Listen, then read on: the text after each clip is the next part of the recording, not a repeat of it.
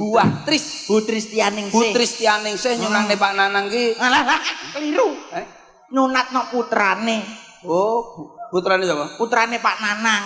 Lho, sing meteng mosok lanang meteng. Maksudnya putrane Bu Wahyu Tri. Lah iya Bu Wahyu Tri, nyunangne Pak Nanang. Lho, nunatno anake. Anake sapa? Anake Bu Wahyu Tri. Meteng karo sapa?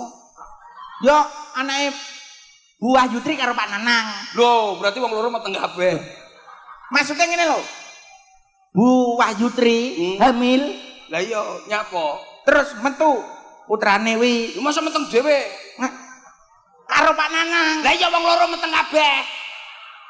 Masa sing sunat loro? Sing sunat loro apa siji, Pak? Iso sitakno lho jenenge sitae. Nah, maksudnya ngene lho.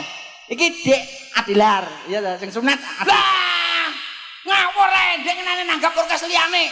Kok iso adela.